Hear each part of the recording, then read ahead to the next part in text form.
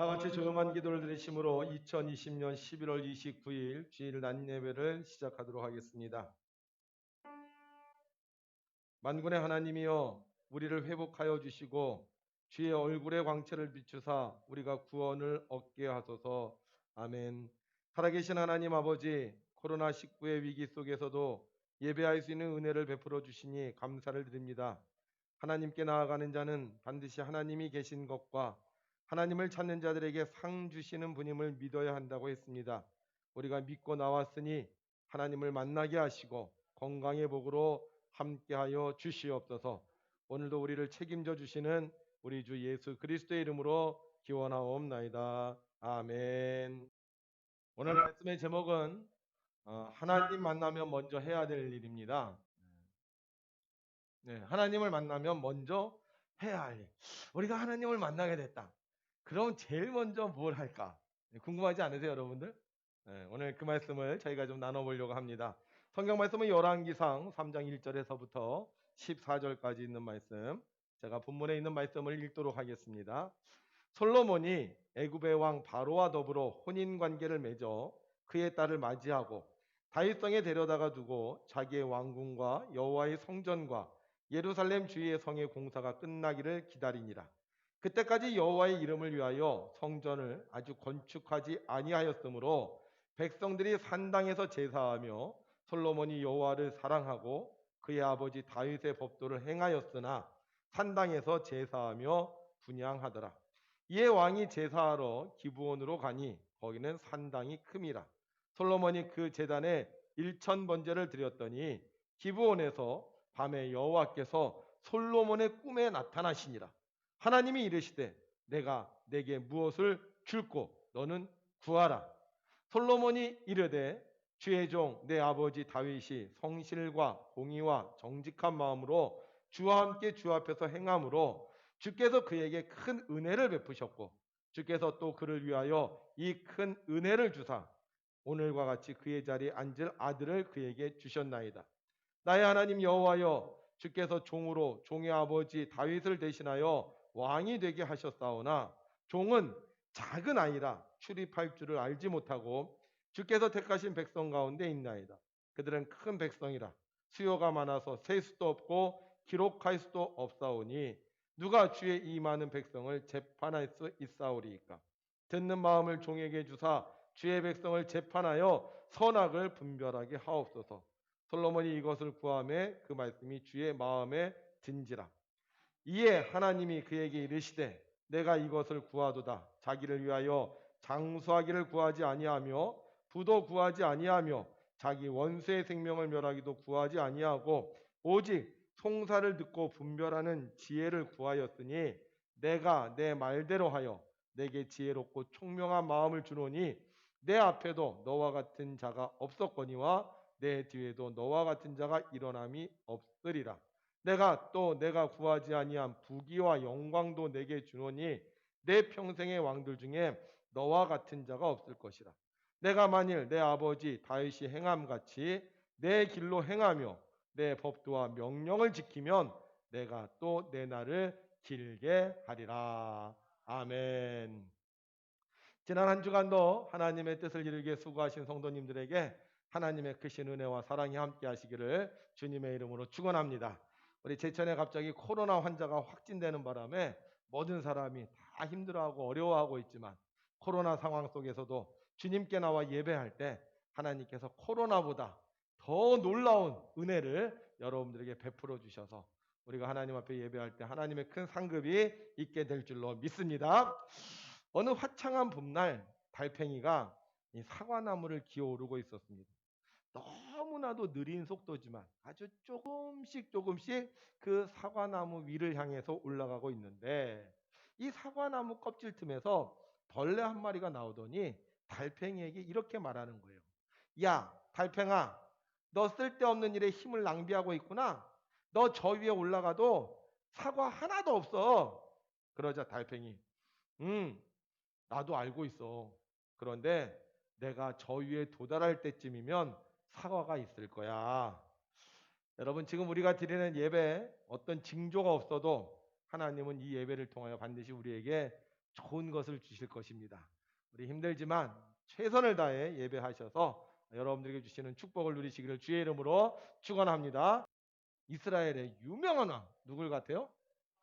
다윗 왕 유명하죠. 다윗 왕. 그런데 이 다윗 왕보다 더 부귀와 더 명성과 더 영예를 가진 왕이 있었어요.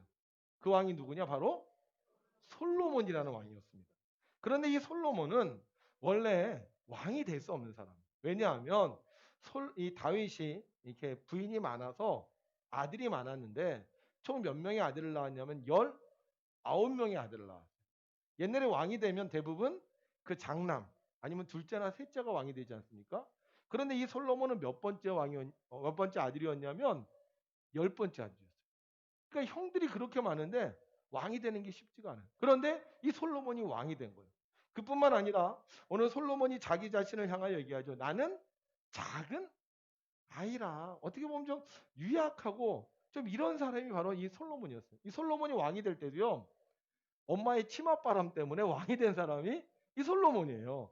그런데 이스라엘 역사 속에서 가장 부유하고 가장 화려하고 가장 영토가 넓고 가장 돈이 많았던 왕이 누구냐?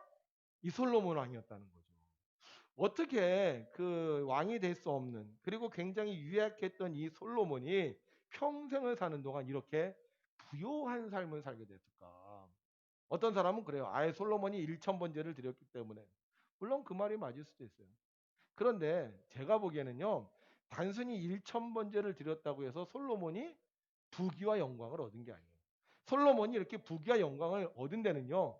그의 삶의 태도가 굉장히 중요한 부분을 차지하고 있다는 겁니다.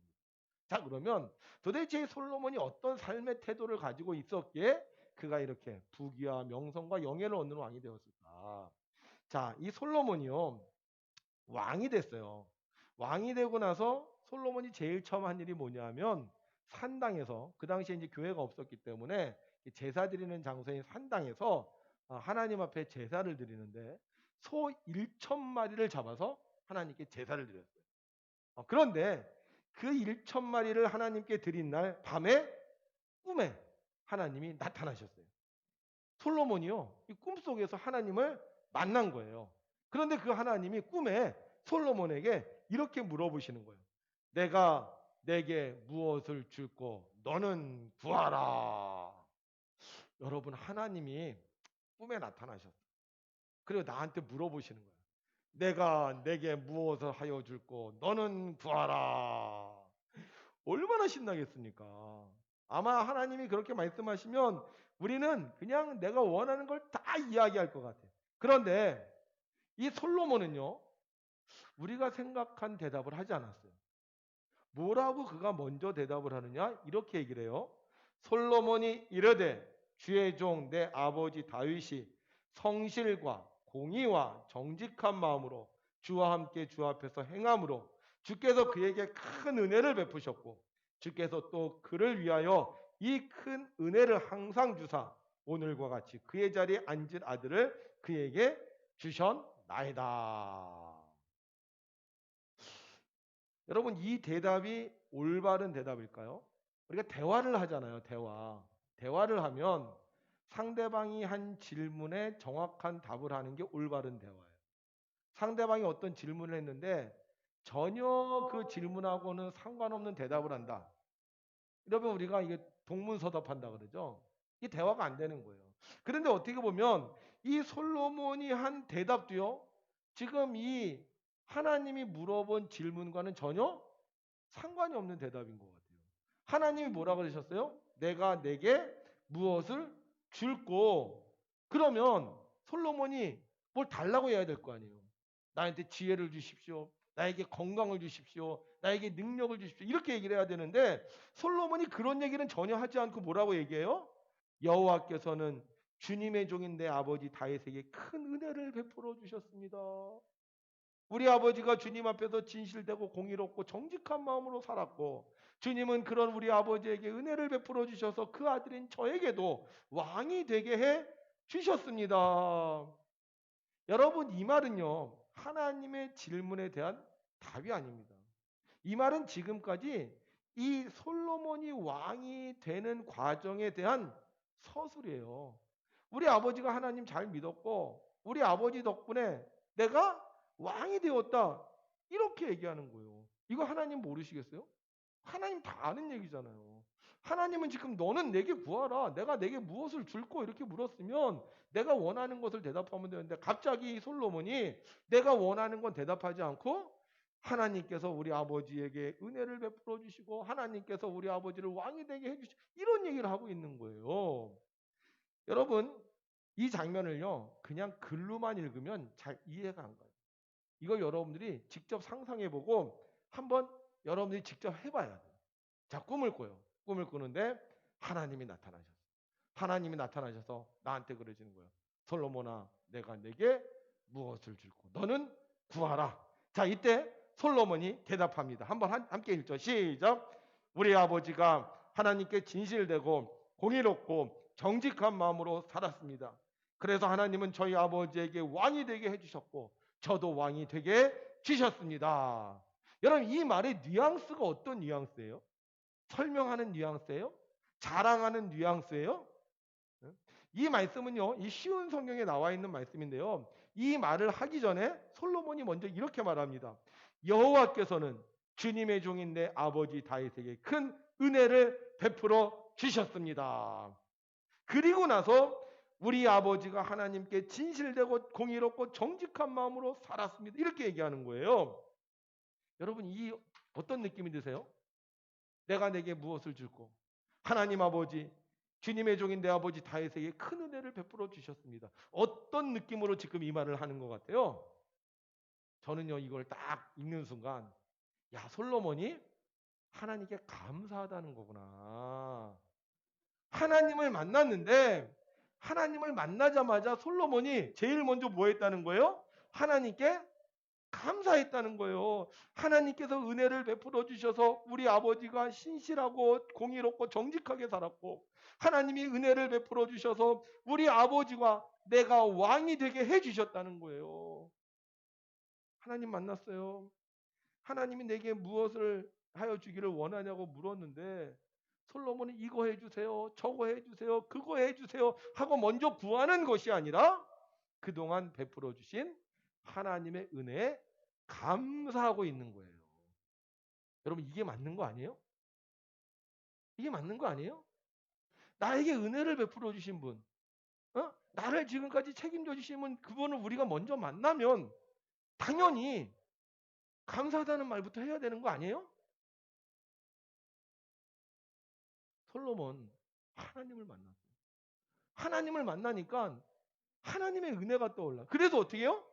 하나님께 먼저 감사하는 거예요. 왜 사람들은 감사할 줄 모르고 구하기만 할까요? 지금까지 지내온 것이 하나님의 은혜인 것을 모르기 때문인 거예요.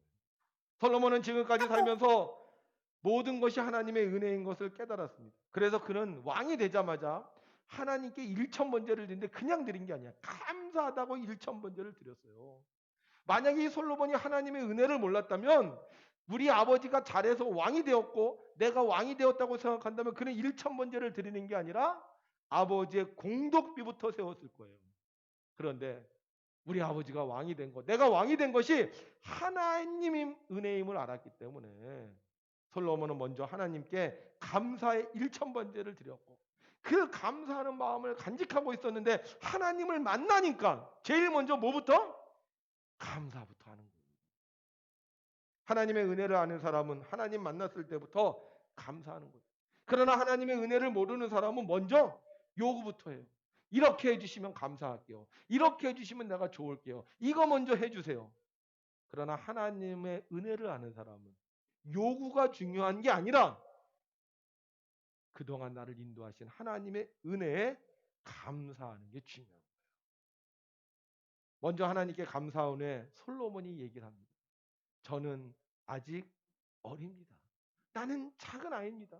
그리고 주님의 백성은 수가 너무나도 많습니다.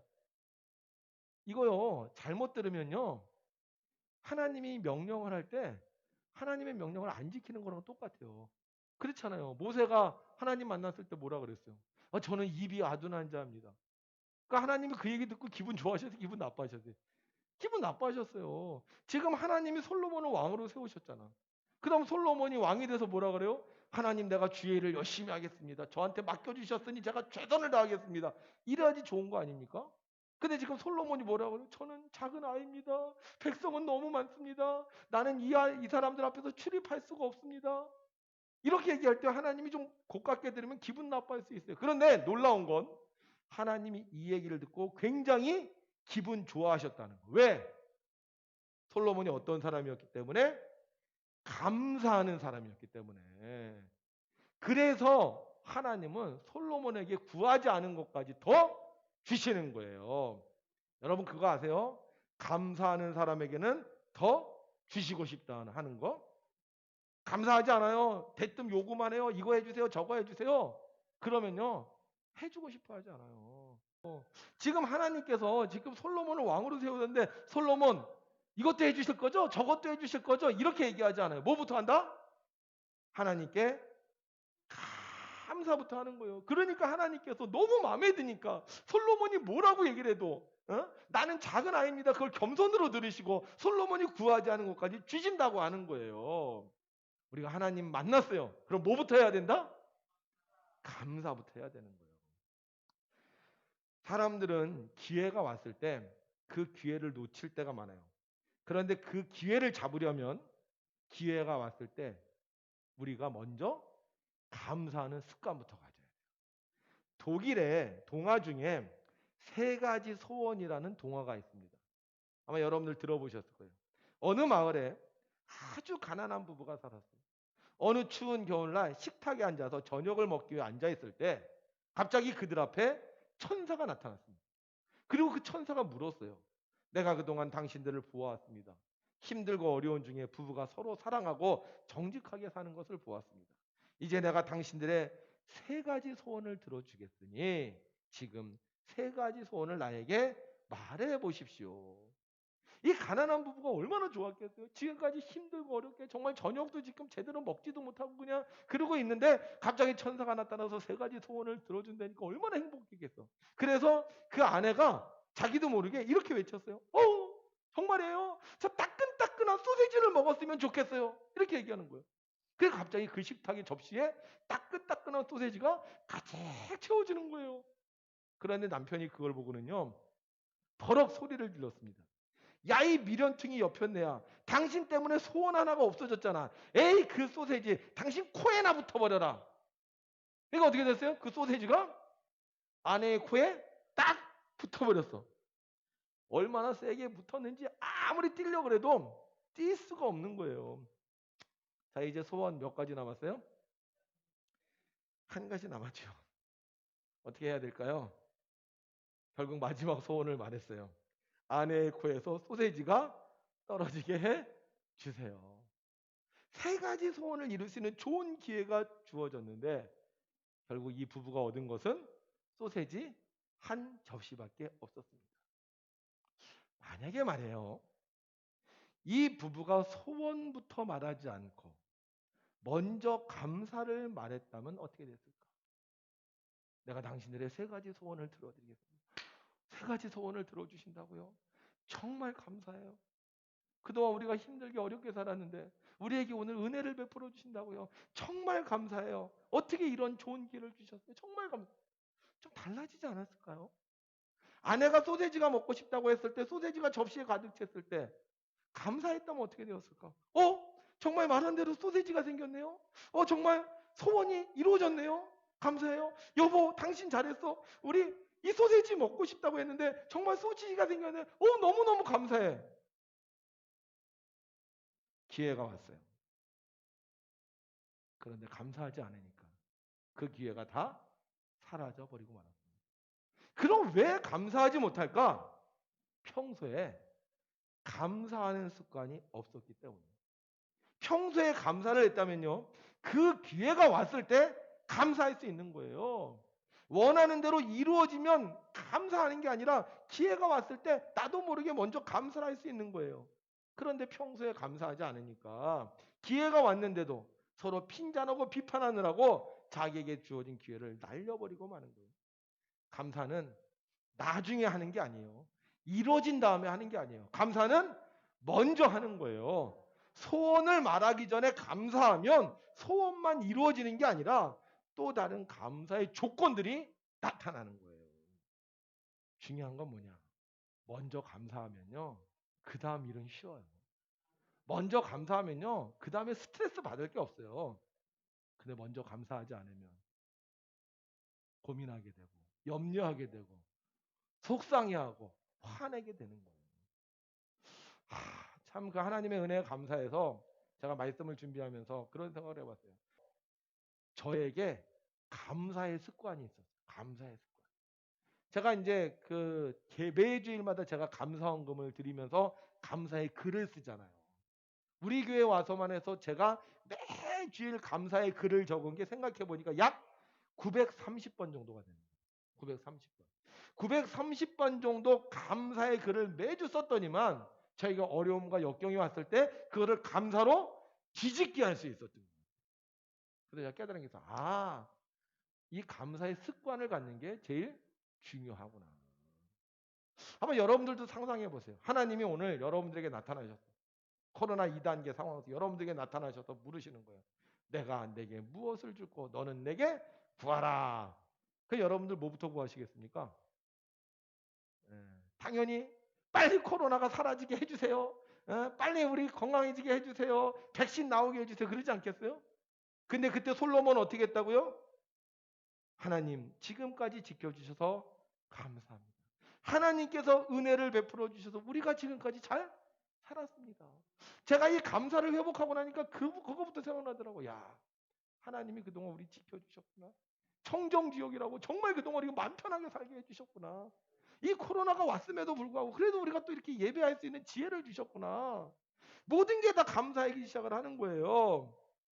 여러분, 하나님께서 지금까지 지켜주신 은혜를 안다면 우리는 하나님을 먼저 만났을 때 감사할 수 있는 거예요. 그러나 하나님께서 주신 은혜를 모르면 우리가 하나님을 만났을 때 감사하지 않고 어린아이처럼 이거 해주세요 저거 해주세요라고 할 수밖에 없다는 것입니다. 사랑하는 성도 여러분, 지금까지 지내온 것 주의 크신 은혜라 나는 찬양처럼 하나님께서 우리를 지켜주셨음을 믿으십니까? 그렇다면 우리가 하나님을 생각할 때, 내가 하나님을 만날 때 하나님께 먼저 감사하는 여러분들이 되시기를 바랍니다. 1,000번째 드려서 내가 1,000번째 드리면 하나님 복 주실 거야. 이게 아니라 내가 감사함으로 1,000번째를 드릴 때 우리의 신앙이 거래가 아닌 진정한 감사의 신앙이 될 거라고 믿습니다. 그래서 우리가 이 감사의 습관을 가져야 돼요. 그럼 감사의 습관을 갖는 것 중에 제일 중요한 게요. 감사의 글을 쓰는 겁니다. 감사의 글을 잘 쓰면 앞으로 6개월 후에 여러분들의 인생이 변화되는데 어떤 사람이 조사를 했어요. 실험을 해봤어요. 정말로 감사의 글을 쓰면 어떻게 그 인생이 변하는가 하고 했더니만 감사의 글을 쓰면 첫 번째 우울증이 사라집니다. 우울증. 그러니까 여러분들 나 사는 게 힘들어. 재미가 없어. 이런 사람들은 뭐 해야 돼? 감사의 글을 쓰면 그게 없어진다. 두 번째, 면역력이 높아져요. 비타민 C 먹어서 면역력이 높아지는 게 아니야. 감사의 글을 쓰면 면역력이 높아져서 웬만한 것들도 우리가 다 이겨낼 수 있는 거예요. 지금 이 코로나 제일 큰 문제가 뭐예요? 면역력이 약한 사람이 걸리는 거거든요. 근데 감사의 글을 쓰면 면역력이 높아진다는 거예요. 세 번째, 아주 놀라운 결과가 나왔어요. 감사의 글을 쓰는 사람은요, 신체의 질병이 사라진다. 신체의 질병. 여러분이 좋다니까 한번 해봐야 될 거 아니에요. 근데 이거는요, 과학적으로 증명이 됐어요. 통계적으로 나왔다니까. 우울증 사라지지, 면역력 높아지지, 신체의 질병이 떠나지. 뭐하면? 감사의 글을 쓰기만 하면. 이거요, 우리 교회만 하는 게 아니에요. 세상도요, 감사일기 쓰기라는 프로그램이 있습니다. 근데 실질적으로 그걸 썼던 사람들이 6개월 뒤에 엄청난 변화를 많이 경험했어요. 저는 이번에 우리가 이거 했으면 좋겠어요. 우리 교회도 감사의 글을 쓰는 거예요. 어떻게 쓰느냐? 공책을 하나 마련해서 원래는요 하루에 5가지씩 쓰래요. 5가지씩. 공책을 하나 마련해서 감사한 걸 쓰는데 이렇게 써야 돼요. 뭐뭐에 감사합니다. 뭐뭐해서 감사합니다. 예를 들면 건강해서 감사합니다. 찬양해서 감사합니다. 화내지 않아서 감사합니다. 밥 먹고 소화 잘 돼서 감사합니다. 이렇게 5가지를 쓰는 거라는 거예요. 근데 이게 좀 어렵다. 그럼 제가 더 쉬운 방법을 가르쳐 드릴게요. 우리 밴드가 있어요. 우리 교회 밴드. 그 밴드에 우리 편월성 권사님이 매일 출석 인원을 올리십니다. 그 밑에 댓글로 여러분들이 다는 거예요. 오늘 예배드려서 감사합니다. 오늘 떡 주셔서 감사합니다. 오늘 화내지 않아서 감사합니다. 오늘 좋은 말씀 들어서 감사합니다. 그걸 댓글로 쓰시는 거예요. 댓글로. 한 줄만 쓰면 돼. 어렵지 않죠? 오늘 일부 예배 때 벌써 이 얘기를 듣고요. 시작하신 분이 있어요. 벌써 오늘 댓글로 올라왔어. 우리 평건생 오늘 새벽기도 끝나고 나서 새벽기도 그 성경이랑 인원 적었더니만 벌써 댓글로 올라왔어요. 여러분 잘 되는 사람 왜 잘 되는지 아세요? 잘 된다고 하는 거 해보는 거예요. 해보면 잘 되는 거예요. 그래서 우리가 이번 오늘부터 우리가 이제 항상 감사의 글을 적어버렸다는 거예요. 감사 말하는 것도 좋아요. 감사 헌금을 드리는 것도 좋아요. 근데 중요한 건 뭐냐? 감사의 글을 쓰는 게 중요하다는 거. 그래서 여기 오늘 이 말씀을 듣고 정말 내가 하나님을 만나면 먼저 내가 감사할 거야 이렇게 작정하시는 분이 있다면 오늘부터 댓글로 감사의 글을 적으셔서 여러분이 구하지 아니한 것까지 주시는 하나님의 능력을 체험하셨으면 좋겠습니다. 내가 주께 고백하는 말 여호와는 나의 힘이요 여호와는 나의 구원이시니 내가 누구를 두려워하리요